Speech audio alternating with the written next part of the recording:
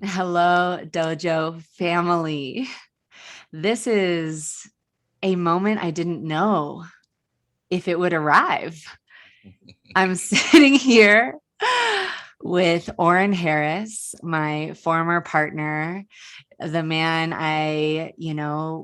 have experienced the deepest love I had up until that point. And our love is true. I'm recognizing love that is true is true is true is true. It can't be created into a different form or destroyed into a different form, but it can change into a different form. And that's what I mean when I say I didn't know that it was possible to arrive into this moment where I can say from an embodied, authentic, integrous, totally unactivated, and completely open place that the romantic love that I have felt for this man has transformed into a new form and hasn't lost an ounce of its power. It hasn't. I still love you so much. Like my heart could explode when I talk about how much I love you. And it has transformed into an even higher expression based on who we've become, where we're at now, and what actually serves us. And it's the love of family. It's unconditional love that's true as true as true. And this man has shown me through demonstration and reflection and many, many moments of raw truth what unconditional love really looks like. And that is, I could go into all the magical things to describe Oren Harris, and I'm sure that I will. But the one just like simplistic phrase that I could say to describe this man is that he is the embodiment of unconditional love. And I have tested it. And he is the embodiment of that. And so, for those of you who are just getting to know our journey, Oren and I were together romantically in a union template, really with a deep intention to spend the rest of our lives together for 4 years. And it's, well, almost 4 years, nearly 4 years. And it's a really interesting thing because both of us truly were all in. Like there was the simultaneity between like actually all in. We are like, this is the person I'm intending to spend my life with. I'm all in. And 4 years later, like you can be all in for life in year one and year two and year three. And then in the truth of the moment that it was time for it to actually expire, we were more all into the truth of the moment and the truth of our love and the truth of what's true than we were attached to the idea of what it was supposed to look like. And so here we are having kind of moved through. It's been over a year since we ended the relationship. There's been a lot of time and space and transformation and new relationships. We both are in new relationship now that, has kind of all coalesced ultimately into us connecting again for the first time, just about a year later in the physical. And now we're coming together to have a conversation around what our journeys have been like individually and as a unit, and so we're really excited. And also like I'm just not nervous, but like it's this excitement of we haven't actually kind of gone into the minute, like the intricacies of how we were each feeling at different junctures and different phases. And so my intention is to bring that into this conversation. I think there's a little bit of a vulnerability in that for me because we haven't really gone into all those details, just the two of us. We have touched on some of the things, but I'm curious what wants to come forward today. And my intention in bringing Oren onto the podcast is, I didn't have a reference point. I didn't have a reference point before this relationship of a love of this magnitude surviving the breakup. I didn't have a reference point of breaking up, ending a relationship with a partner of multiple years, and then coming back together on the other side with a reinvented relationship that actually feels true with no sticky spots. And we were so clean with it, man. I don't feel anything sticky in the field. So my intention in sharing this is as a woman who prior to this relationship didn't have a reference point for the breakup and then the coming back together, the resurrection into a new form. My prayer is that anyone listening who may not have that reference point and therefore might have a big fear, like a enormous fear of heartbreak, like beyond because the past reference points of having heartbroken resulted in loss and really not coming back together again. My prayer is that this expression invites expanse and possibility and healing and opening to more availability for the possibility of of love and trust in love and trusting that love that is true and continues to serve will transform itself into a new expression. So with that, I'd love to hear from you, why you're here, what had you say yes, and anything that feels true for you before we kind of get into it.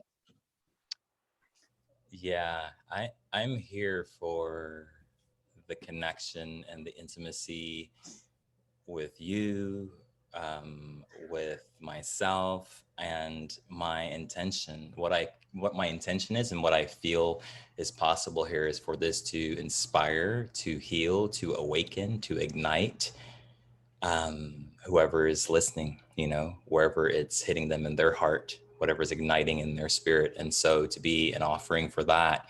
And I have experienced some powerful reflections from actual humans, how our transition has inspired them. And I also feel like there's many more people that have been inspired, not so much like inspired by our transition, but not that it's about us per se, but the possibility itself of a powerful transition, and for the transformation of love into another expression, and the possibility of peace and even like celebration.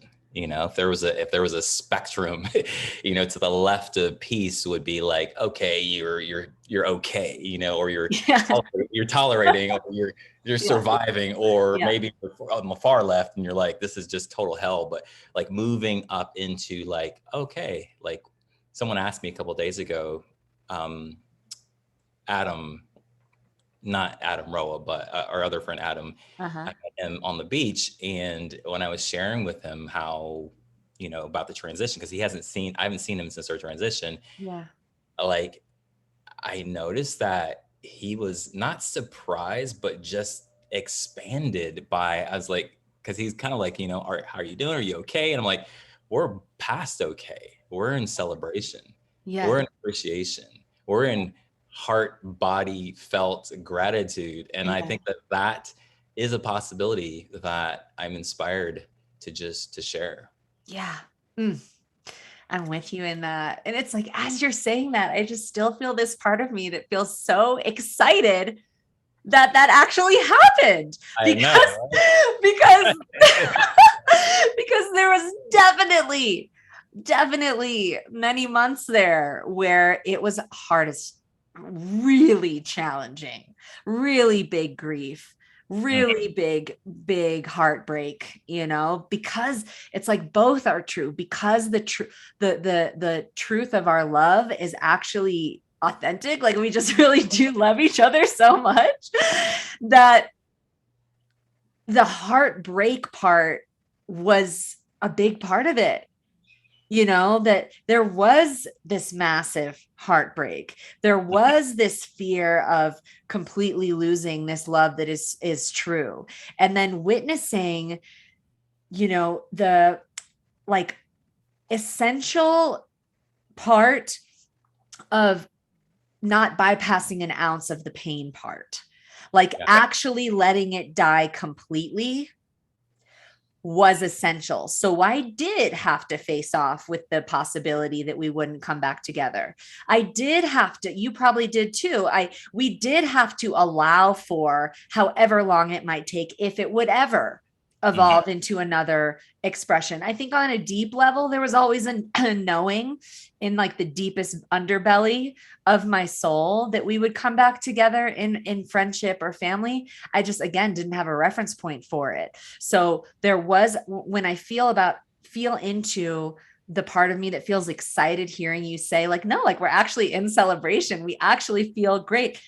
I just don't want to jump over, and we'll go into this, the period of time where we needed time, or I needed time apart, where we really had to let it die. We didn't skip over the experience of heartbreak, the experience of not knowing, the experience of letting go, the experience of you meeting another woman within weeks of us ending the relationship. The experience of all of that was still so full, and a full death process, that when we really let it go, and it's how we navigated within all those pain points, that I feel contributed to the speed of our capacity to come back together and meet each other again. So we will get into all those layers. But first, I imagine a lot of the people listening have followed our journey along the way. And I also imagine there's some newcomers that are just getting to know me, that are just getting to know you. And so I'd love to kind of just back up for a moment and invite a sharing around like your experience of our meeting, your experience of our relationship, and just kind of painting the picture of our relationship and our experience of our time together. And I'll share as well. And then we can kind of start to catch up to the last year and focusing on the release, the breakup, the breakthrough, and the mechanics of that. And if you're someone listening going through a breakup or in deep love relationship, and there might be some upper limits and fear thresholds on like how much you're willing to love because it's connected to how much you're willing to lose, they are.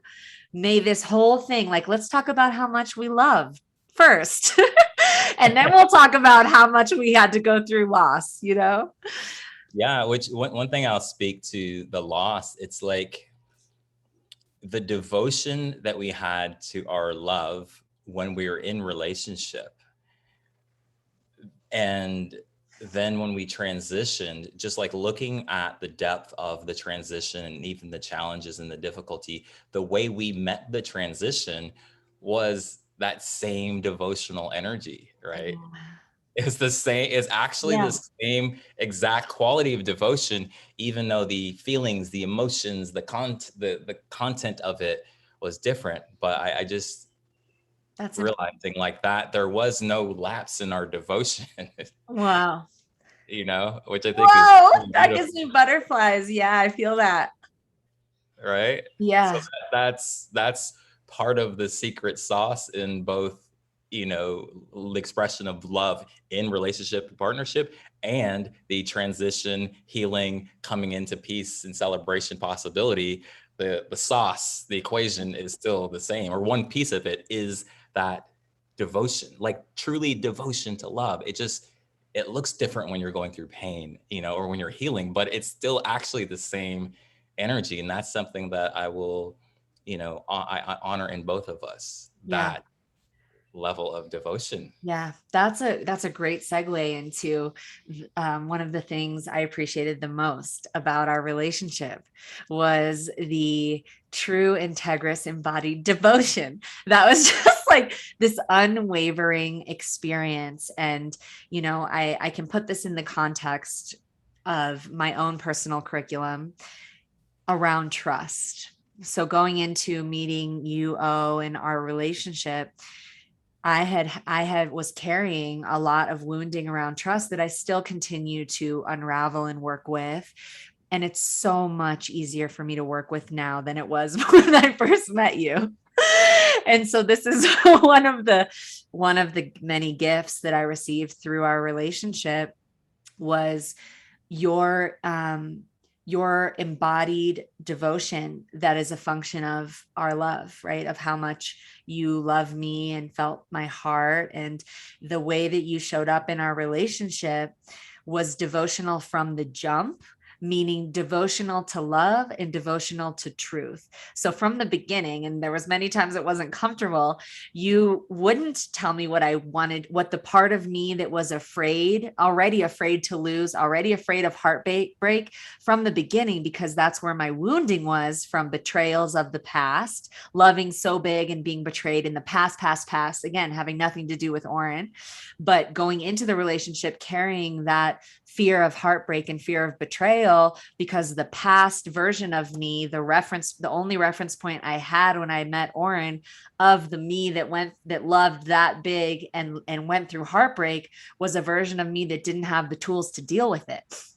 So I was becoming the me that did have the tools to deal with it, but I didn't know that for sure yet through our relationship. So there was in there a big fear. The more I fell in love with you, the deeper our love became, the more kind of pressure and tension there was on this part of me that was like, wow, like I trust myself in so many ways, but man, if this doesn't work, this heartbreak, this fear of this, losing this relationship, this love is like hard for me to tolerate, incapacitate even the possibility of it.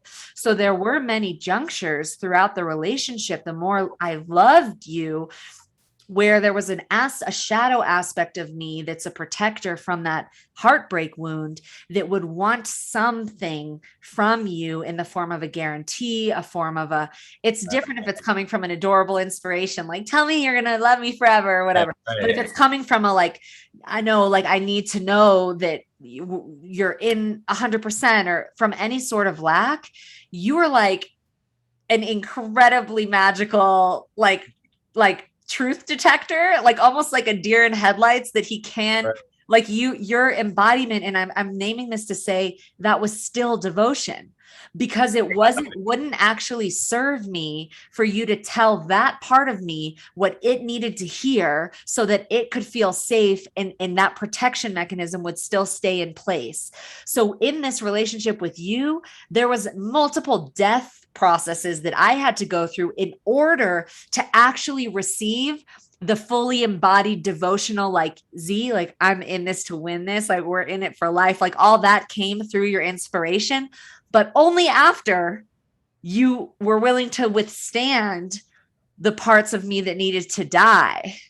Yeah, I'm really happy you brought that up and are acknowledging that, because it's Yeah. like, it points to one of the more paradoxical aspects of trust in relationship. Mm-hmm. And I'll share how that occurred for me. It's like, and I'm seeing the through line of the devotion and the theme of integrity, and how integrity actually builds trust and love, is in the beginning of our relationship. Like, we were totally vibing each other, feeling connection, feeling the love. There was no real tangible, like logical reason why we wouldn't be like, okay, we've gone from dating and now like we're in, right? But I was like, no, not yet. It feels like it just feels premature. It doesn't feel right. Mm-hmm. And that's what you're reflecting to me and acknowledging in me, is that I was willing to embody my inner truth, which was that it doesn't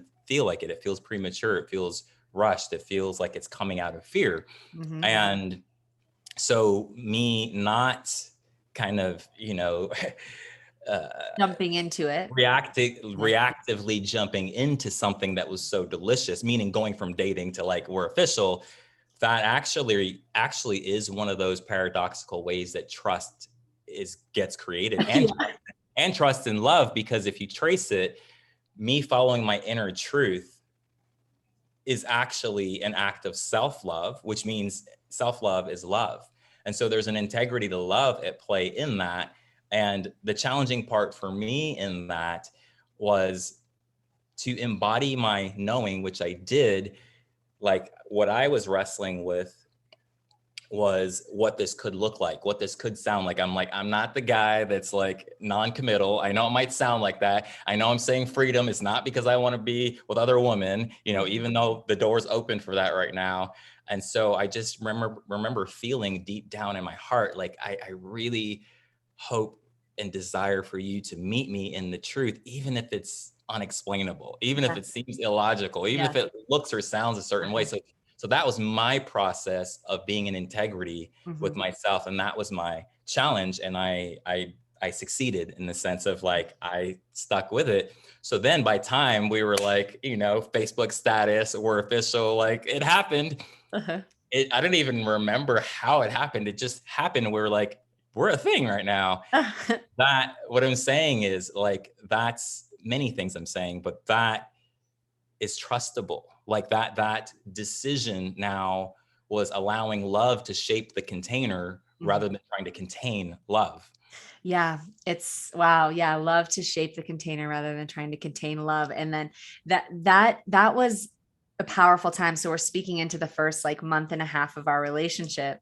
And because you were living in your own space, and then about like a month and a half in, you ended up moving into my space. And so then we're living together, and it was this journey of me really learning how to actually be in love without the guarantee early on.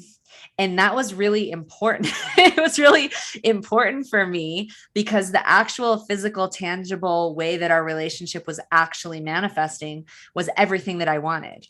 It was all there. Like literally everything was there every step of the way that I actually wanted. And it was soon as I actually, that a part of me had to go through a shedding that was coming out of fear or lack and just needed the guarantee out of that fear of having my heart broken, which is just a trying to contain love, like you're saying. And as soon as what occurred on my end is as soon as that, I had to go through a process around that and Mhm. really choose to trust the way things were actually manifesting and actually feel the essence of what's here without the guarantee. And when that completely shed off the part of me that was coming from fear or lack, everything beyond then all the frameworks, then you were just like, you made us Facebook official, you were like, we're living together, you're like, it's time for us to get a house, you're like, this is now we're home together, all these things. As soon as I didn't need it, and it wasn't coming from lack or fear. So while it was uncomfortable for me, I really feel the devotion in that because I know how much you love me. And I know how much you could see that if we created the frame of our relationship from a need for a guarantee or a lack, that would Right. be unsustainable in the long term. And what I Right. saw in my as then the rest of our relationship, I could be the version of myself that could really trust our love and trust the integrity and devotion of every decision we're making because we're making them from a place of truth and abundance. And that did translate. And fast forward into my new relationship and meeting my partner David, where I was actually I wasn't even thinking of about it the day that he told me I'm his girlfriend. Like I Right. was it That's just big. right, like the Yeah. space in me, that aspect, actually I didn't have a comparison point, but it's like I was able to release the need for guarantee in the way that it was coming from. I still love it. I still love the romance of like, I'm going to be with you Sure. forever. And like, fuck yeah, yes, please, more of that. I really love that. And the will, the energy of devotion, but the part that is coming from a need for it so that I'm willing to take the next step at all. I Right. noticed with him, I was willing to take all the next steps and I wasn't needing any guarantee in the beginning in the same way. And I believe that that opened up the space for him to feel free in his own uprising of like, you're my girlfriend. And I Totally. love you, like him bringing those energies. And those moments meant so much to me because I wasn't in demand of them. I was just like, whoa, me too. Whoa, yes, and I really feel how it's like from one relationship to the next, we're such teachers. Hmm. We're such teachers for each other. And I'm just noticing, the way that it translates as you're sharing that. So That, thank you for being such a teacher in that way for me. And it was, I'm sure, not comfortable at times when you can feel there's something that I was really desiring from you, but from a fear place, and to be able to stand in like, I'm here and not yet, and woo. yeah, thank you. And I applaud you for moving through that Yeah. because I just like, yeah, I could feel your desire so strong and it just, yeah, it was, Yeah. it was really a powerful time. And I think that the need for the guarantee, looking back, like tracing uh, the, I guess, transcending the fear of Mhm. heartbreak. Yeah, The need for the guarantee is the part that subconsciously, because if you get the guarantee subconsciously represents a protection from feeling heartbreak, exactly. you know? Exactly. Exactly. It's all been a heartbreak dojo, hasn't it? For me, for healing, and it's really cool too to track the ways that we've both served each other's spirits. Like I feel like you've reflected to me how our relationship kind of prepared you and made you the version of yourself that you needed to be to meet Chelsea.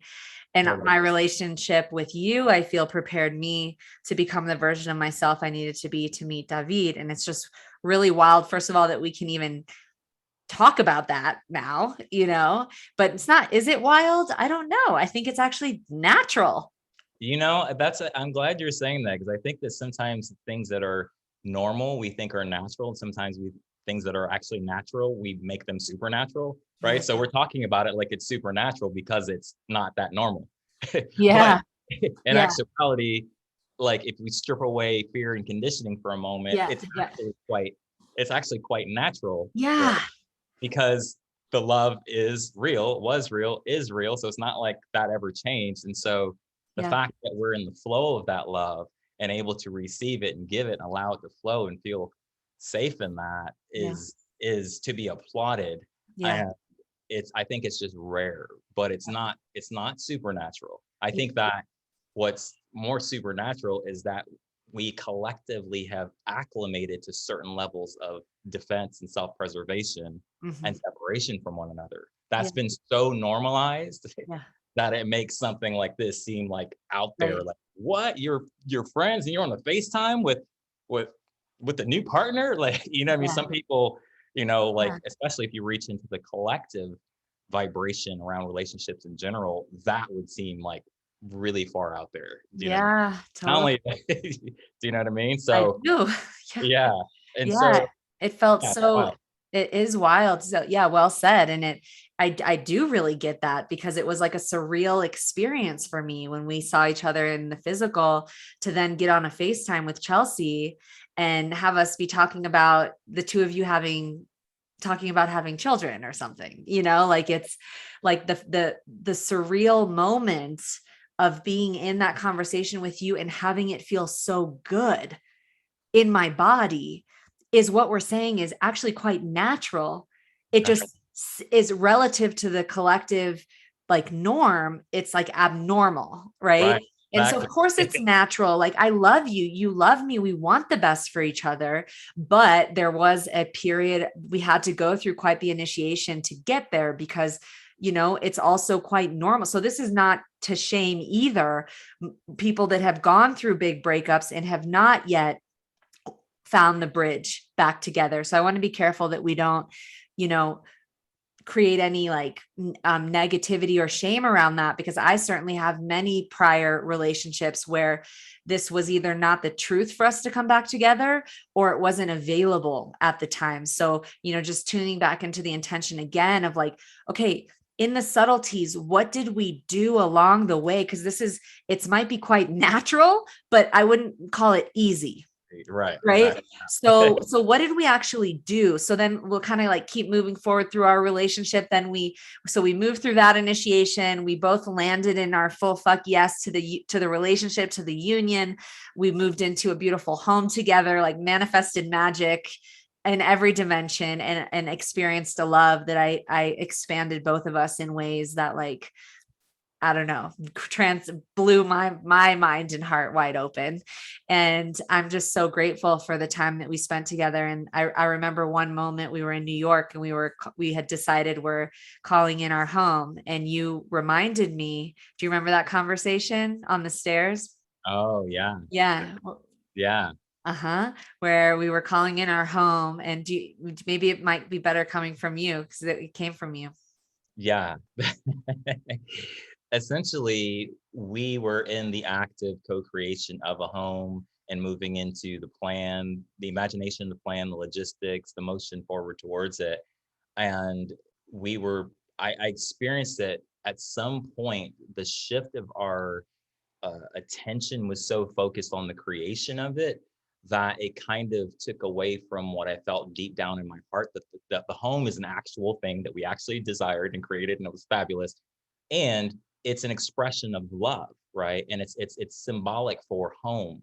And I was like, well, the real home is in our heart. The real home is like we're sitting on the stairs in Manhattan or in Brooklyn together right now. And in this moment, when we've reached deep down into our hearts, like we are home, right? And if we lose sight of that and project some of that as if our home in and of itself is going to create the vibration of deep intimacy and union and home, then we're off. Yeah. Rather than the home being an expression Mm. of and a physical space that can nurture and continue to nurture and develop the home that's within us. That was the moment. That was huge. Yeah. Yeah, So I feel like that was another big deepening in our union, where it became like wherever we are is home, literally. And just because that was the truth anyway, it just really, we like received it in the moment, you know. totally. And that's another example of how we can, in our devotion to love, kind of externalize it. Mm-hmm. You know what I Yeah. mean? Yeah. Even our physical home was an example of how, we all at times externalize, or put the power in the form, Yeah. rather than like the power is in the source, in the creator, not in the created. The power, not the appreciation, the adoration, the full fulfillment and experience of what's created, but the actual power. Mm. And Wow. one, That's a bar right there. The power is in the creator, not the not created. right. Yeah. Yeah. Exactly. That Exactly. really amplified our collective like force as a unit in terms of the way we moved in the world together and created together. And I think this starts to point, I think this is important to name as we, move toward the through the through line of our relationship and into the completion of it, the romantic version of it, is that even in that moment is captured the beauty and the high expression of the way we served each other's souls. So I feel like, and totally, I would welcome your view on it as well. But there was very much a dynamic of your like cosmic consciousness and spirit being invited onto the earth plane, like grounding into form, bringing the infinite into form through the body, into like actually creating the physical world manifest reflection of the magnitude of, I would say, spiritual like Mm. expanse and Jedi-ness that you had already achieved. And before we met, there was an opportunity to kind of like see that come into form more. And Mhm. then for me on the other end, I'm a very like embodied earth mama. So I was very much like in the physical world reality, creating from the physical world reality. And I really, my spirit was benefiting from having more trust, creating from the infinite rather than creating first from the finite, and kind of like pushing through the physical world reality in order to try to make things happen that way. And so you were kind of bringing me, we would say like Star of David, like you were Mhm. the kind of upward facing star, pointing up star, and I'm the downward facing star. And when Mhm. those two locked in together, magic and magic would happen. And there was many differentials where we would have tension points in how we would want to create. But Right. in that description of home, that moment is a great example of when that Star of David was like locked in, where your spirit through my like the practical energy of the way that I create in the physical and the visionary quality there, and then your ability and energy mastery to actually like lock us into an energetic template that could open to receive the full yes enter the energetic timeline with an effort in an effortless way. That I think that's an example of kind of a deeper why in our coming together and the alchemy of our souls. Like it's almost like you landed and I lifted. Right. I agree. Yeah. Well said. And in a moment like that with the home, and, this deepening into the home inside of ourselves in a stairway in New York, while simultaneously being in the stream of creating a home. That's an example of our souls harmonizing and it being a yes and, not Yeah. a yes but. So Yes. that the appearance, and this is what happens a lot in relationship, and where souls are coming into greater union, the appearance of a conflict sets up the illusion of separation between the heavens and the earth, right? It's like as if there is an actual conflict between flow and structure, you know what I mean? Or between the internal and the external, right? And so that was a beautiful moment for me, because it was like, yes to whatever you were saying in terms of like the practical parts of it, is like, yes, 100%. Mhm. And So literally I'm like Zillow, making spreadsheets, talking to realtors, doing all those things. And then Oren's like, let's get the energetics in tight here. What's yeah, going on here? Are you like in stress, in lack, in force, and all that? And I was at times. And also at times he would be like not fully grounded in the physical expression of what needs to happen in order to manifest it. So we're like bringing each other into a place of the highest of both. yeah. And I feel like, going back to the devotion, just one chapter before the house for a moment to highlight the same kind of point in a different way, is that the timing of us deciding to be in an actual physical or intentional structure of relationship. And we already talked about that. But then we did the same thing with moving into the house, right? It's like, well, we're living together. We've been living together, hey, let's just get a house. But we did the same thing. As we started talking about it in a practical manner and moving towards it, we simultaneously were listening. Mm-hmm. And it was just like, okay, yeah, there's no real logical reason we wouldn't move in together into a house right now, but I applaud that we paid attention to both the physical and the non-physical, and we didn't try to force that. Yeah. And so by time we decided, again, we moved with a lot more power and harmony by harmonizing just like the logic and the practicality of it with truly listening. Yeah. And so it's like, and then we kind of ended our relationship in the same way. I'm Yeah. saying we were very thorough along the way, Yeah. and very rooted by time we made these key like decision points, the decision to go from dating to being in a relationship, the decision to go from living together to getting a house together, Yeah. and then the decision to transition out of the relationship. I'm noticing we kind of carried forth this devotional quality and this kind of balance of like truly listening and being a space of surrender while also being proactive. Yeah. That's Yeah. Well played out said. throughout the whole relationship. Yeah. And it's so trustable. Yeah, I really that- see how trustable it is. And when we would listen in that way, life would always organize to support it, So, we move, so we end up manifesting within like a couple weeks of that conversation, the most extraordinary home that was just blew our minds right out of the water, in the Palisades overlooking the ocean. And the day that we drove up to go see it, Oren said, "Oh, it would be so awesome if the owners were inside of the house." And we drive into the driveway, after a couple like little energetic tweaks of letting go of anything else that is in our full highest excitement. And we walk into the house and there they are, the owner, his pregnant wife, their mother-in-law, and we got to meet with them while we walk into our dream house. And when they left, their realtor walked back in within minutes and said, "You know what, you guys, they love you. It's yours if you want it." And our and realtor, I immediately started crying. yeah, Our realtor was like in shock. She said, "I've literally never seen that happen before." And so we ended up going and sitting on the edge of the overlook and just like that day being like, wow, that really just happened. We have our house. And so it was this really beautiful kind of function of, I think, how intentional, thorough, and well said, deep in the listening we would be, right? Like really listening, not rushing it, but also not slowing down either, like in action as soon as it was true. right. And also like really grounding it in, like grounding in the high vision into a form in a tangible way that felt overall pretty effortless when we were in the flow of it.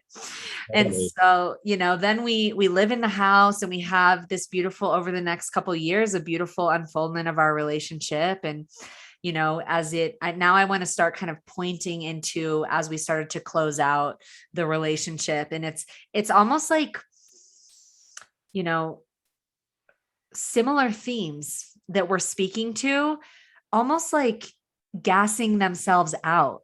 Like, I feel like it, like almost like the way that we were growing each other almost like expired in its usefulness. Like I felt embodied in my trust to a certain degree, although the initiation of leaving the relationship itself was a huge part of that. I like to say it's like almost as if I became the version of myself in the relationship that could leave the relationship. Mm-hmm. Isn't that wild? Like, I literally became the version of myself with you through the initiation into trusting life, trusting myself, trusting love, all things that I learned through us being together, that I became the version of myself that could listen to the intuition and the instinct that, oh, wow, like it does feel like we're meant to go on separate journeys. Like I go to Costa Rica and you go to Tulum. We hadn't fully ended it at that point, but for us to leave our house, which was being sold by the end of it, it was all happened. The magic, like it was painful, but like the way life, as soon as we started to kind of come out of alignment romantically, we found out the house was being sold. We realized it was time to leave LA. And then right there at the tail end of it was like, wow, the decision, I'm going to go to Costa Rica. You're going to go to Tulum. And that for me, it was like, yeah, there was this, the who I was at the beginning of the relationship. The fear of losing that love would have been too strong to actually let go into the unknown in that way and really trust life in a bigger way. But I had learned so much and embodied enough trust in myself and in love and in our love, knowing that like whatever's true is true is true. And that there's enough friction at that point and enough sensation of stagnancy that it felt true to do that. And I think that took a lot. Yeah. Yeah, totally. That took a lot. And so we went through a period of time where we were a month apart in Tulum in Costa Rica. And during that time, that was the time of like real inquiry into the transition of our relationship. And by the end of that time, it felt true for us to move into like a full completion. Yeah. One of the things for me that was a kind of marker, just tracking my own evolution that happened before I went to Tulum, you went to Costa Rica, was, and this is really kind of my example of the integration of what I learned, or like you said, like what our souls were like teaching each other and catalyzing. For me, just to like try to briefly summarize that, it is this: as I'm grounding my infinite being and my true trust in life and God, and like my access to that, grounding it more to the earth through my creations, through my leadership and all these different things. One of the points of resistance, consciously and subconsciously, was not so much a resistance to the practical, to the earthy things, but more so like a resistance to believing that I can't have the practical and the magical, and that believing that they're separate in any way, and so that was one of the greatest things that was forged in a deeper embodied way in the relationship. And how I realized at some point that practical magic, in order to go deeper into the earth, I actually had to go deeper into embodying my trust, not trusting, embodying. And the greatest catalyst for that deeper embodiment of my trust in the infinite came through relationship and desire to be in connection, and like meeting with you and collaborating with people. And so that was really the essence of my dojo. And I remember one moment that was so significant for me. I don't know if I expressed this to you, and if I did, it certainly wasn't in this light. Was we were moving out of the house, we were all packed up, and the movers were going to be coming, and I was like, hey, let's, I want to take you out to dinner, go to one of our favorite restaurants. I don't even remember. Is it Bluefish? Is that the name of it? Yeah. Anyway, yeah, in the Palisades. and you were excited. You're like, oh yeah, that sounds amazing. So I called them up and I was like, can you get a reservation? They're like, oh, sorry, it's one of our busiest nights. It's the weekend. Like, not possible. There's no tables. I hang up, and there was a moment, and I don't know if I ever told you this, and hopefully I can land this succinctly, where I said, oh, there's no reservations available. And then you, being proactive and visionary like you are, were like, oh, okay, well, maybe we could do this. And I was about to engage you in the alternate, like the plan B conversation. And I said, hold on. And I went in the other room, and that was a defining moment for me. it, it really was. And I'm going to land this one. I'm committed. I went without thought, just with feeling, just with pure like God connection, intuition. And I called them back. Uh-huh. And the same person answered the phone. And for whatever logical or illogical reason, me trusting that action, they said, oh, table for how many? Table for two? Oh, would you? And they basically booked the reservation. And I came back to you and I said, we're going to Bluefish. And you were like, huh? Yeah. The reason that was a significant moment for me, because it was a practical moment in a day in my life, a collaborative moment of me bringing my offering, my part of the collaboration, my leadership, my full being, Yeah. rather than explaining myself Yeah. or trying to find a plan B, when my spirit was like, I trust in the supernatural. Like, it was unexplainable. It was kind of a miracle that suddenly they had a table ready. Anyway, so I'm saying that to say, transitioning into the next phase, I was like, oh, that one moment was like this uniting of heaven on earth, and everything that I learned was catalyzed through our relationship and grounding my energy into form and my infinite being. Like, it all came into one moment. Yeah. That was like a moment where I could feel the full embodiment. And I was like, okay, I'm doubling down on this. Yeah. I'm not clear about a lot, but what I know is that this is who I am. And it was beautiful that it happened while we were in relationship. We hadn't split up. So I was like, I know what it feels like to fully be my infinite being in a practical, grounded leadership way in relationship. I know what that feels like in my being. And I was like, that's the me that I am. And that excites me to bring more of that in my leadership and in my love into my relationship. But this time I was just like, I didn't know we were up in there, but what I did know is that this is me in relationship. Yeah. This is huge. And I just want to name this because, so if, in a deeper way with the relationship with Oren, I just honor so much how magical you are. Now, I love your magic. I experienced so much magic in our relationship. And now I feel like I am a carrier of that magic. Like I feel like I've learned so much, and this is part of the gift you gave me in our relationship. And so it's such a good example because it's so simple and so wild. And like, I can imagine some individuals listening, like really getting why that feels so magical to us, because it's like, wow, like everything in physical world reality was like, no, that actually there's no reservations. It's a Saturday night. This is a no.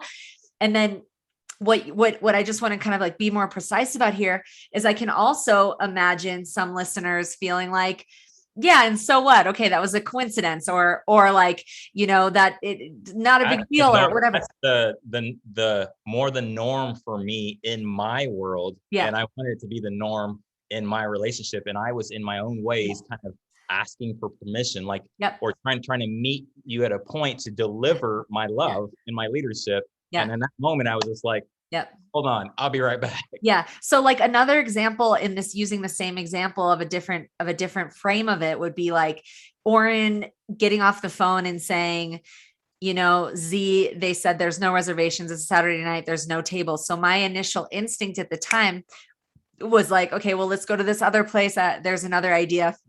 Right.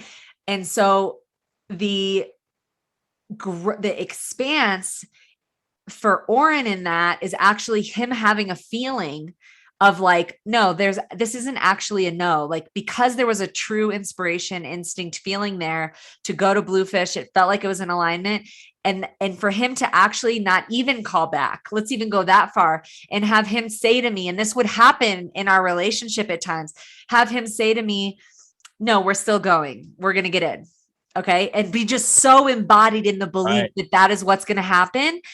And me, in my evolutionary trajectory, I was more skeptical earlier in our relationship. I didn't have a lot of reference points of synchronicity occurring in that way.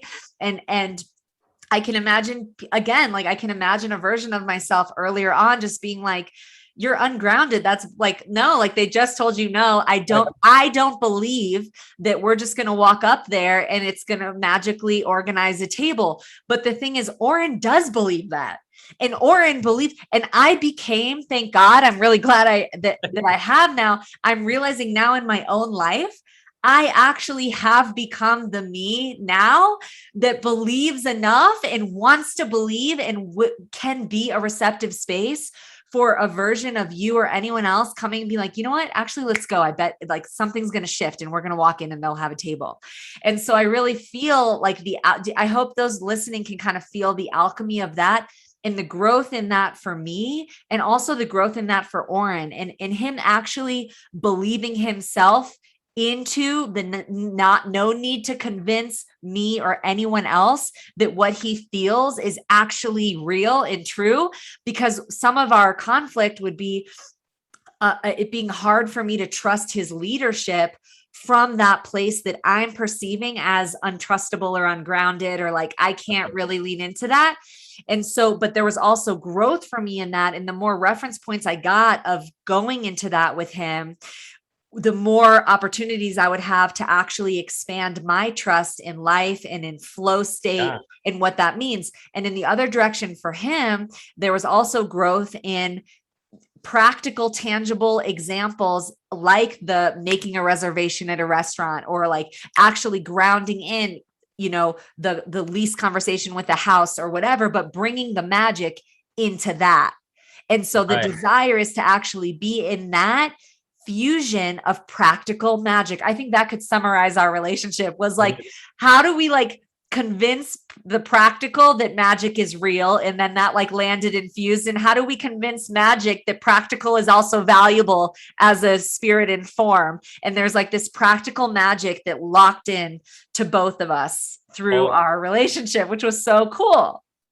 Totally. And it's ironic, again, going back to integrity and how you actually accomplish the trust, right? Is that it's the full ownership of what it is that I'm perceiving and receiving, because the part of me that is wanting to be seen, or kind of dovetailing with your own trust dojo, and then kind of absorbing some of that, actually ironically is not as trustable, right? Because it's like, even if I say something, it's like I'm not fully embodying it if I'm also trying to simultaneously connect with you and running into prove something, or prove something, or running into maybe in a moment a lack of trust or something where you need understanding to gain the sense of trust and certainty. But I'm like, but the trying is so ironic and so subtle, but it's so profound. And hopefully we're conveying it in a way people can feel it. From both perspectives. What's actually happening is that internally and externally, I wasn't doing that in that moment.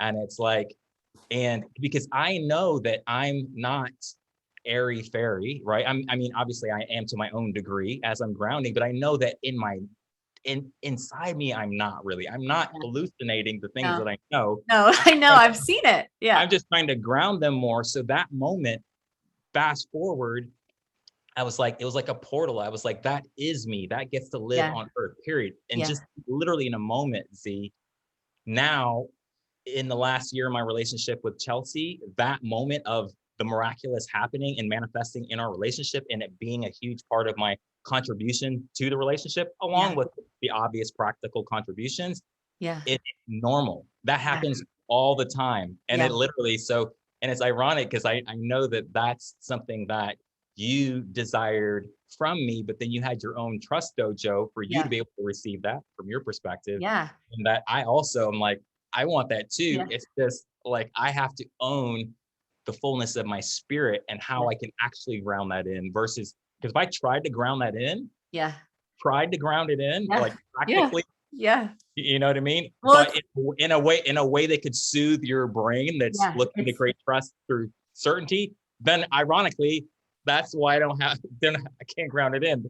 Oren Harris, I get it. And I'm telling you, it's so wild because there's in my life now, actually, the expression of my being is showing up so much more in a lead role within my own relationship, holding the possibility of flow and synchronicity and magic because I have embodied so many reference points through my lived experiences with you, albeit I fully acknowledge many of them required quite a bit of convincing and like, are you sure? I don't know. This feels like bullshit, like that my own critic, my own discernment, my own researcher that needed some extra sauce on it to like believe that it could be possible Yeah. through my own process of, because I had to kind of like dissolve that through your participation in soothing it. And then also your release of the part of you that would convince to try to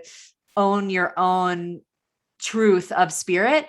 Like by the end of our relationship, it's like it finally, like I believed it and you believed it without me needing to believe it. And so And it was just like it landed. And so what were you going to say? I was just going to say, and one of the things that added to the power of that is that you got to a point where you're like, I'm all in on the Trust Dojo, which is also why you were willing to go to Costa Rica. Yeah. And that accelerated it. And I'm so proud of you because that allowed you to integrate and like it just allowed you everything to come full circle by you trusting that both in the transition period before we transition and afterwards. I felt you. I was like, she's doing it. Like she's going all the way in the Trust Dojo. Yeah. Which to me, I'm like, it's almost predictable because I'm so familiar with magic. I'm like, she's gonna get to experience in her body viscerally how much support is coming beyond her own orchestration. Yeah. And that's the alchemy. It's like you have the support coming from your own knowledge and orchestration, and that's powerful. And I was like, wow, she's doing it. I could feel you. I was like rooting you on. Yeah. And I could feel the difficulty in that. Mm-hmm. And I could feel what was being forged inside you.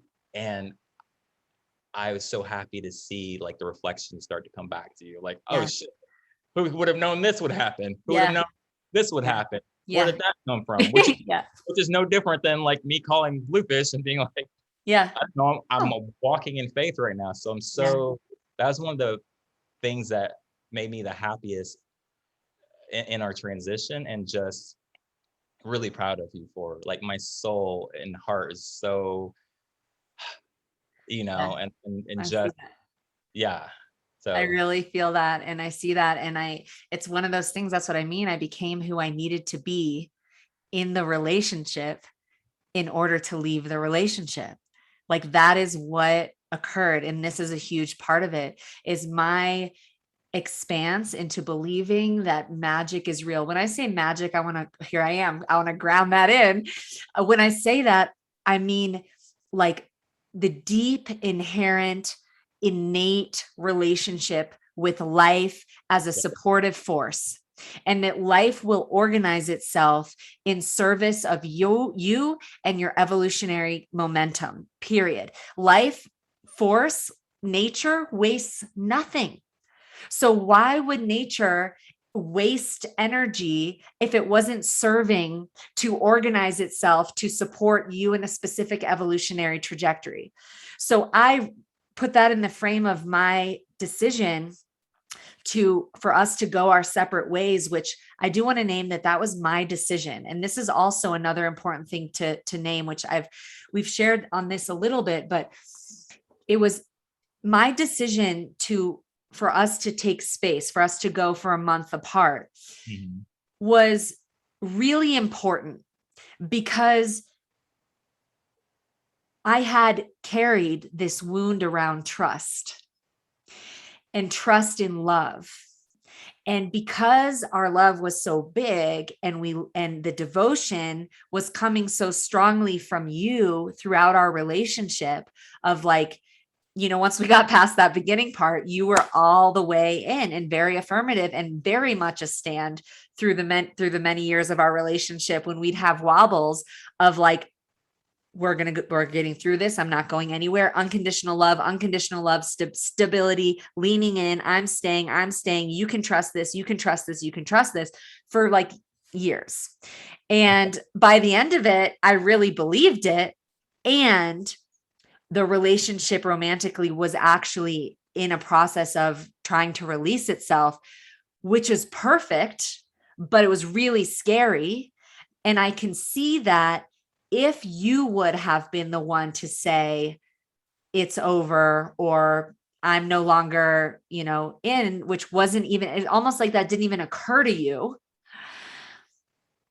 it allowed for the transition to be massively healing for me and not reinforce that I couldn't trust love. Because if the magnitude of devotion and love I felt from you ended with you saying, never mind, I don't know what it would take from another man for me to be like, okay, I believe you. But like, but you didn't, you actually stayed all the way in. So like, I feel like there was a part of you on a higher level that just knew, and it was just not true for you to end it. It was just not the truth. And there was enough trust in us and in me, and me and you, that we knew our devotion was so strong to truth, and that the devotion to our love wouldn't go anywhere, that we could go through a truth portal, even if it meant the end of our romantic relationship, which is, and I had built enough trust. Again, this is kind of circling back to the life thing, through my experiences of life showing up so powerfully through like that belief pillar that you were holding.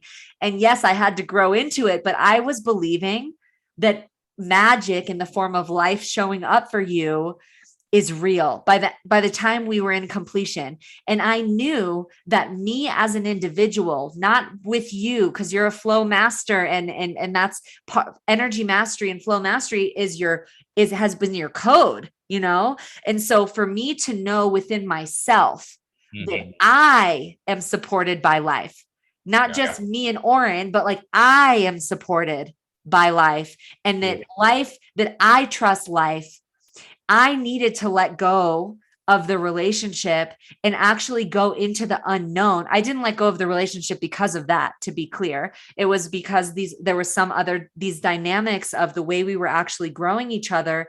And honestly, our intuition of like, I felt to go to Costa Rica and Colorado. You felt to go more to Tulum. There was actually just starting to be some layers of like, our spirits were going in different directions, in addition to it feeling like it was expiring or stagnating the ways we were growing each other. You had grown into embodied magic, and I had grown into magical embodiment, and so, but I needed to take that magical embodiment out for a spin.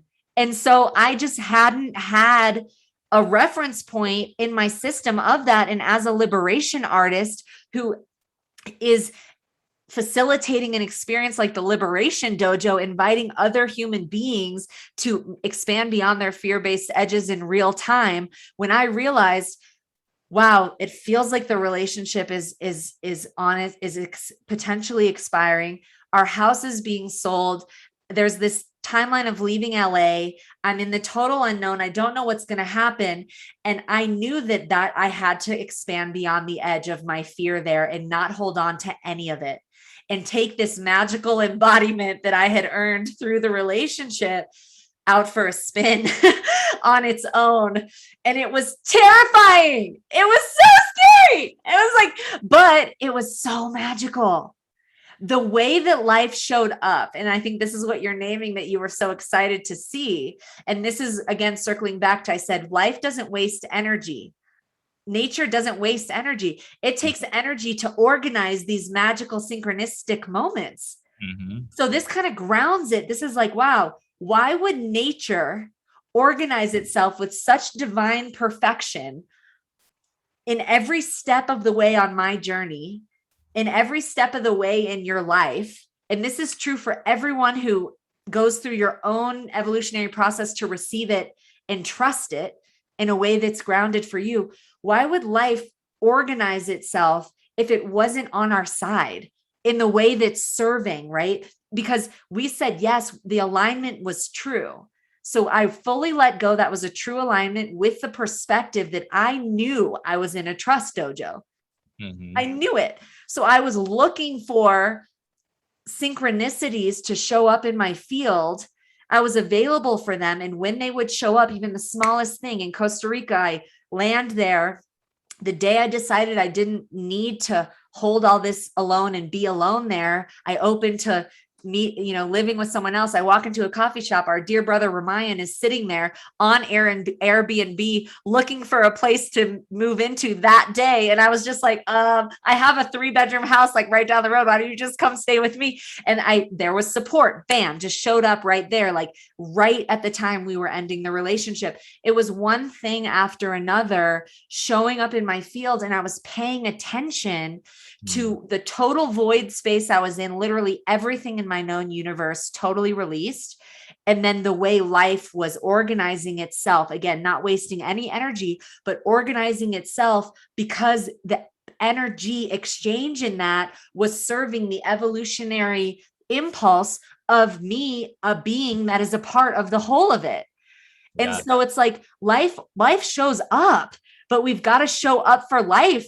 And if we're like, no, life, no, I'm holding on to the house, I'm holding on to the relationship, but life's like, my love, it's expired and the growth is in this direction. If we grow in the direction that life is saying, like the tree wants to grow towards the sun, if the tree's like, no, no, then life won't really support it. It might die in the other direction. If we grow in the direction that we feel like life is calling us, the energy will naturally flow in the direction to support you in your alignment. And that's what I experienced during that time. So much grief, so much heartbreak, so much sadness, but I wasn't in resistance to the release that was happening. I had perspective enough to see and knowing enough to know that it was true. So I realized, to the degree that I wasn't resisting the release that was occurring, was the degree that I could receive the new life and the new energy and the support that was coming in. And that was my experience during the few months immediately after our breakup. And that's right around the time you also met Chelsea. So I'd love to pass it to you and kind of hear how that phase was like for you. Yeah. Well, first I just want to acknowledge you. Awesome. Well done. What a tremendous amount of courage and will pointed in the right direction, in the direction of surrender and, and trust. It just is a testament to who you are. Well, I had a great teacher. Oh, thank you. And the second profound thing I want to acknowledge you for, and this is so counterintuitive to our person, is that you truly transcended the fear of heartbreak. And now when you have a fear of heartbreak, then it's not just grief. There's a deep suffering, because the fear is this belief or perception or thought that I might not be able to make it in all the ways that make it means, emotionally recover, be supported or whatever. And so kudos to you as a soul, lifetime achievement award for transcending, because I don't feel a fear of heartbreak in you. Right. Yeah. Obviously nobody wants to experience I heartbreak. still don't prefer it, but I'm not terrified in the same way. Yeah. That's hugely different. Yeah. That's hugely different, because it's almost like the same version of you that was terrified of heartbreak is the same version of you that doesn't know how much life is supporting you. That's right. And it was through support. It was through life support. That's hilarious. It's through life support. Literally. No, but really, it's life support that I felt. And I have an embodied trust in life now that I have earned. Yeah. I earned an embodied trust in life through letting go of the holding on, the control, the manipulation of it that's coming from a lack of trust in life. And what that feels like in my system is like a knowing that I will be supported, that I am okay, that I am lovable, that I am trust embodied no matter what. So when in my current relationship, I am head over heels in love with an amazing man. And I am so grateful for that man. And in moments of, if there's a moment of rupture or a moment of a process coming up, it's like it still feels scary, but it's occurring in my system where I can like permeate all possibilities and know that no matter what, I got me and I'm going to be okay. Like I can get through whatever it is, which helps to take kind of the pressure off of moments that actually are beautiful. They don't need to feel like life or death. I think when there's that big fear of heartbreak in relationship, even like a moment of rupture or a contrasting moment or a process that you go into, it can feel like so enormous because the fear of the 1% possibility that this could lead to the end of the relationship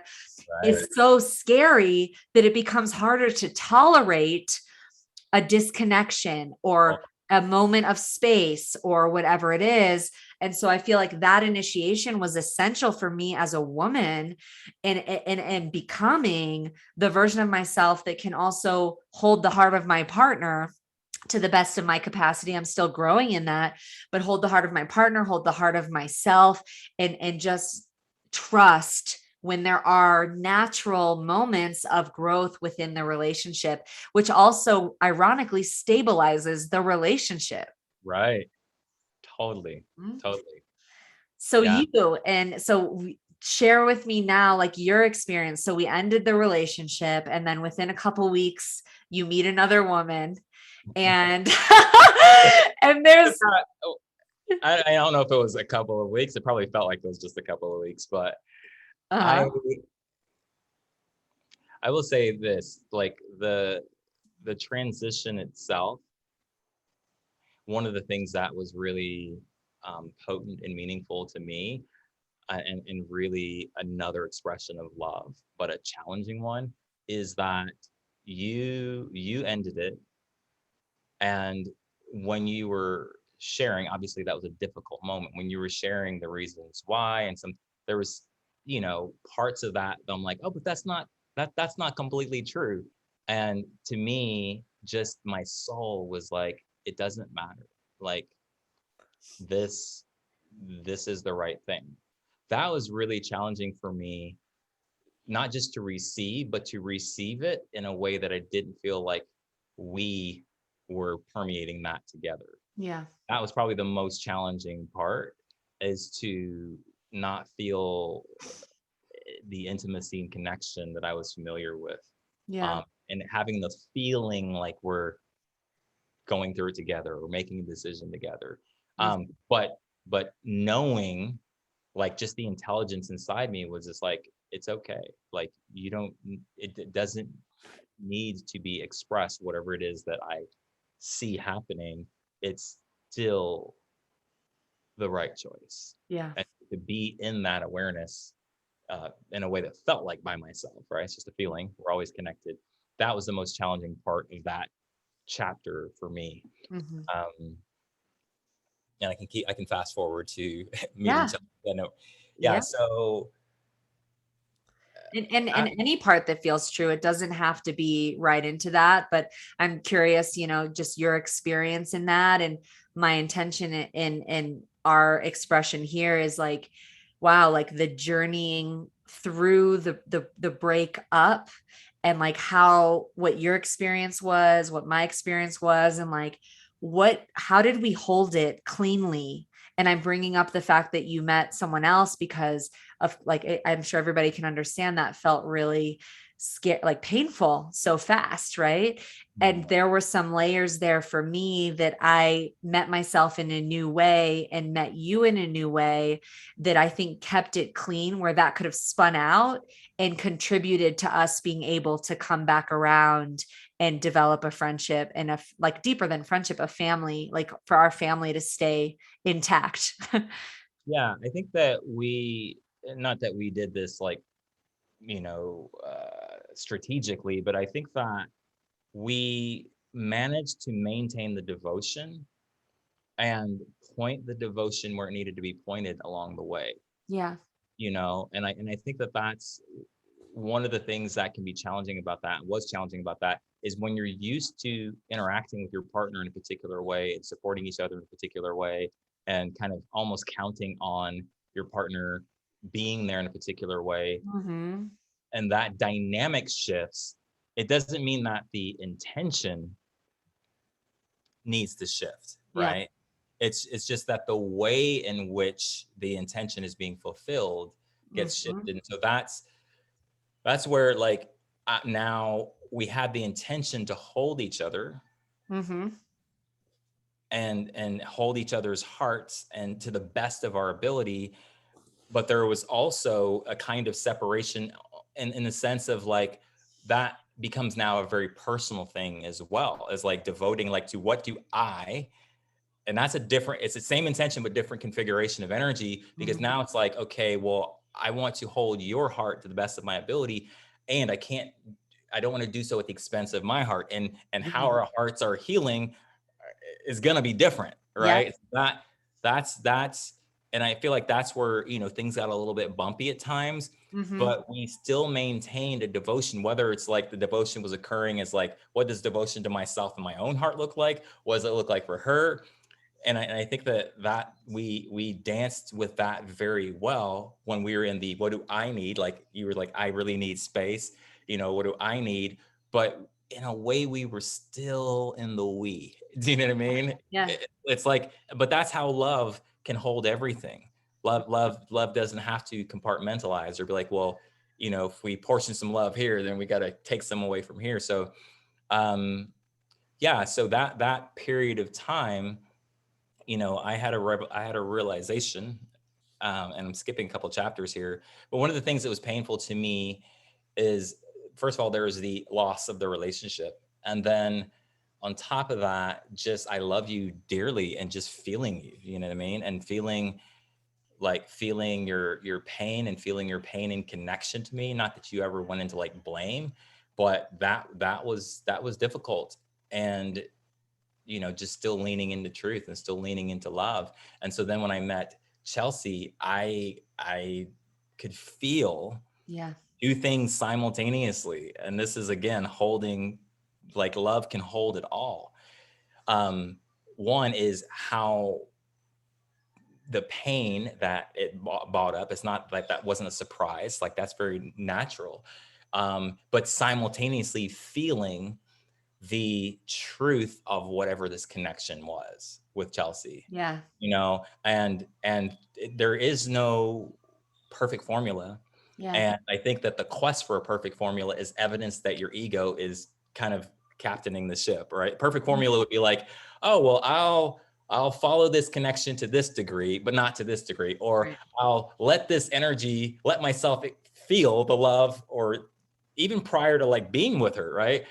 I'll let myself feel that or not feel it because I'm trying to juggle what I feel for Z. It's like, that's like the ego Yeah. trying innocently to express love and to express care and to express sensitivity. And Yeah. so I feel like all in all, I give myself a solid B plus, you know what I Yeah. mean? Yeah. Like, Totally. but that was challenging to hold those simultaneously, Yeah. you know what I mean? And that's what I was going through during that period of time. And Yeah. so, Mm-hmm. I being able to take in the pain, but not take in like the pain means that I am creating pain. You Yeah. know what I mean? Totally. Which would be a dishonoring of the truth of my own experience. And Yeah. so that's what was happening Oh, inside me. And that's yeah, go huge. ahead. Well, I mean, I'm just appreciating receiving your experience. I can really feel how that would have felt to you. I really feel how you love me, and that, like, knowing that you, having met someone else who you also have true, real feelings for, is creating pain for me, but that it's not you doing it. And you can't edit your behavior here, because I did end the relationship, and both of us knew that was true. And so there wasn't a resistance to the ending. And it actually, so first of all, I'm just feeling you in that as a man, and your huge heart and the desire to hold everything and everyone, but also stay in your truth. And Yeah. so I can feel how, while it was a painful time, it was also so essential, specifically, and there's my creator consciousness is true in this. It made sense because I had trauma from the past of an ex-partner betraying me and cheating on me with other women. And like, it was not that, but it did bring up the sensation of like, oh, who do I need to be, so that to be the version of myself that can actually handle this, that doesn't spin out into blame or making it, go into victim around it, because I could see that it was actually perfect. It was perfect in terms of the way it served my healing. It was perfect in the way that it expedited the opportunity for me to actually let go all the way, and not have it ended in a way of like hoping that it would still be different or something might Right. change, but actually it expedited the completion of the romantic component of our relationship, which was essential for me to heal within myself, was essential for me to authentically actually let go, and let go of the pacifier of reaching out to you to make the thing feel better in me that was in pain. I actually wrote a spoken word piece like days before I met my current partner, David, called Pacifier. And the first line is like, when the pacifier and the pain are sourced from the same, it's time to change the game you're playing. Mm. Yeah. Stop reaching to that which used to soothe it when it now causes bruises every time you try to use it. It's like, that's the energy of you being the prior source of relief, Right. when the part of me that would still be holding on to the past, the desire to reach to you to pacify a pain that was coming from the loss of you, actually needed to expire so that I could hold myself fully in the release. Mm. Mm. And as soon as that did, which means I actually accepted that it was complete, which was a function of you being with someone else. Right. It sped it up. So I had months of letting that process and letting it land and being with myself and having a conscious, intentional, blameless conversation to take some space for myself to heal, where it's the way we completed, actually, I feel like is what opened up the timeline for the future, is that I know your heart.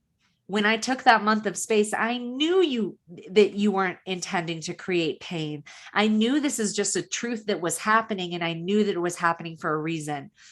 And so I moved through that passage, truly letting go and receiving my own life support within myself. And I swear, within days of fully accepting it, like it landed, all my energy was home. It snapped back into my body, like from any reaching or hoping or any, the grief. I went through the grief with integrity, Mm. and the energy came home. And it was within days that I met David. And that was another affirmation of how deeply I can trust life. And I really see how meeting David couldn't have happened a second earlier for me to know that it wasn't another pacifier.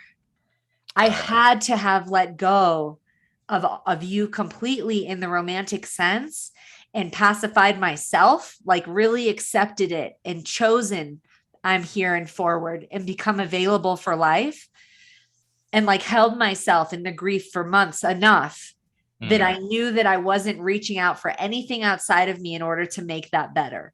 And when I met David, I was there.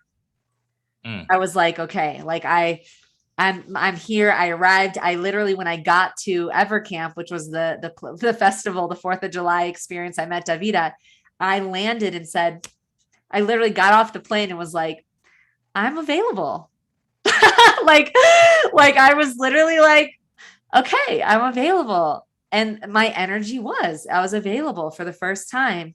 And it's this wild thing because we really spoke to who I became through the relationship, the nearly 4 years together, and who you became through the relationship.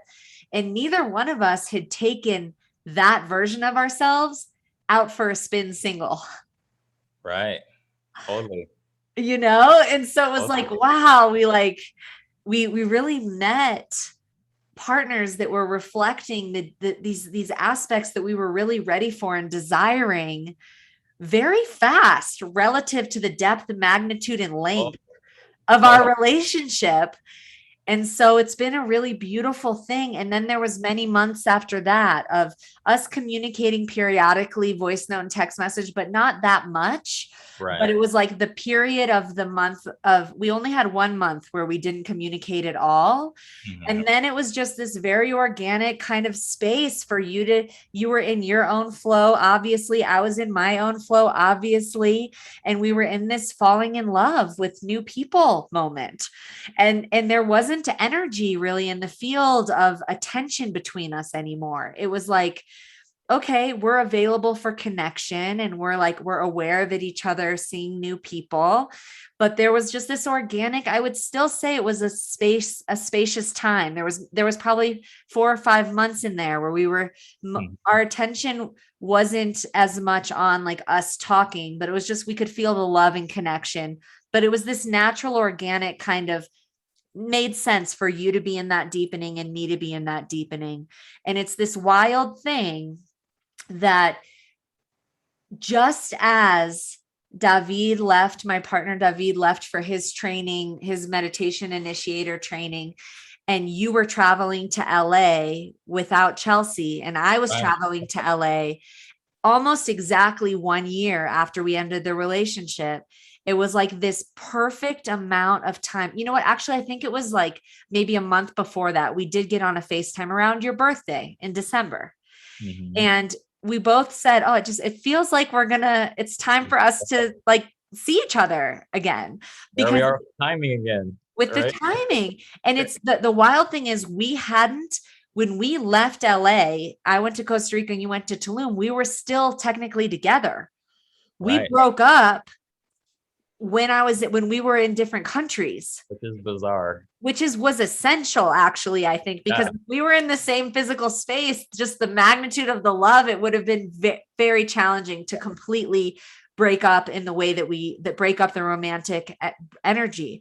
We needed that year to really let it all untether and disentangle and settle. And then we needed time in our own space to really like orient towards our own lives and our own flow and our own being. Like I said, from this new level of being that we had achieved in the relationship, we needed, I feel like, to take that out for a spin without a big presence of one another in each other's lives in that way.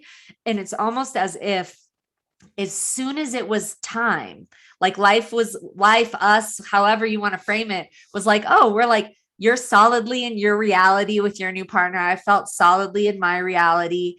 And the love is just still true. There's a Right. family love. And so we ended up just totally unplanned being in LA together at the same time and saw each other for the first time in the physical Yeah. since we broke up a year earlier. Yes. It was like, yeah, let's talk about that. It was so beautiful. It was gorgeous and so just made sense. Do you know what I mean? Like just delightful. So much love, so much joy, so much home energy, in which I guess that's love, right? It's like, Yeah. but to live that in meeting you in LA and experience that in person is like it was so beautiful. It was the best, Yeah. and that's what really kind of like put a bookend on the whole journey for me, and like really like hit the grand slam home run where I was like, wow, like there was no loss actually. There was only a massive gain for both of us because Totally. we didn't lose each other. We gained new partners who, by the way, I love Chelsea. She is epic. It's been such a pleasure to connect with her every step of the way. And I would actually love to have her on the podcast and talk about her experience. Oh yeah. Yeah, as you know, I'll Okay. let her share her own experience, but I feel like that the way that we met each other on the FaceTime, because Oren and I were together in the physical and we FaceTime Chelsea, I just fell in love with her, and I fell in love with the way her experience of the whole unfoldment, the way she was experiencing my heart during that time. And we just really experienced the perfection of all of it as well. And there was a lot of like other woman sister wound healing that got to happen, even in just that small connection. That was profound. I mean, just like you said, it was very quantum and very much just, I don't know, the amount of love that was in the space and devotion. It was happening not through any like conversation per Yeah. se, but yeah, I could feel it. Yeah, it was amazing.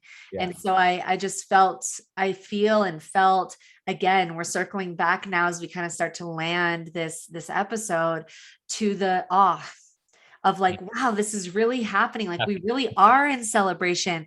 We really are in this incredible new frame where there wasn't a loss. We each gained new relationships with partners that we love dearly. And we also still, and partners that also support us in our love and connection. And which is so incredible, and all of us desiring to get to know each other. You just met David for the first time just before this episode, just super briefly. And I was just struck by hearing both of you guys say like, and I'm so excited to meet you in the physical, Yeah. Yeah. and just feeling that, Mm. like feeling the desire between all of us to continue the unfoldment of love and family and connection and mutual celebration, which is like almost like it's like this, our family relationship and our partners. It's like our love kind of like amplified into more of all that's true.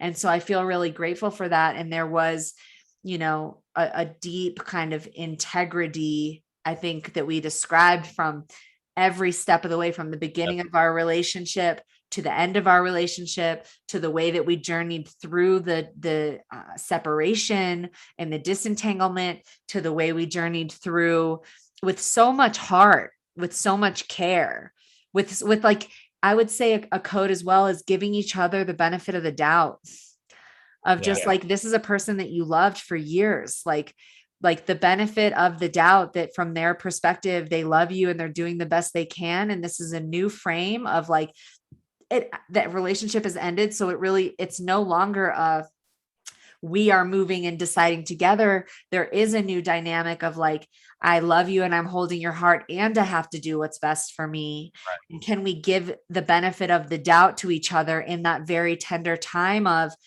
wow, I love this person and I want them to do what's best for them, even though it might be creating pain for me in this time, this phase of separation. Totally. Yeah.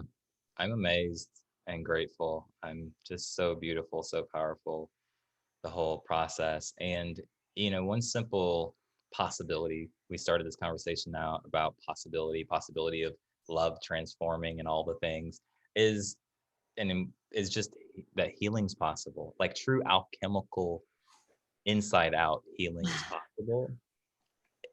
Does shouldn't be understated. And like one of the ways, like gratitude celebration is a sign of that possibility, because I can truly say that I have no regrets, and that I think is probably more uncommon than we might think. You know Yeah. what I mean? Like Yeah. that, like I don't have negative memory of our relationship, but that's a sign of healing, Yeah. I true feel healing, that. I and totally hear that. Me that too. I feel the profound. same way. Yeah, I feel that's a good or great point just to track, because I Yeah. really feel the same way. We definitely had moments of big rupture and contraction and all of Mhm. it, but through every step of the way, I know your heart and I know you know my heart, and I know we were each doing our best, and I know we each know the other one was doing their best.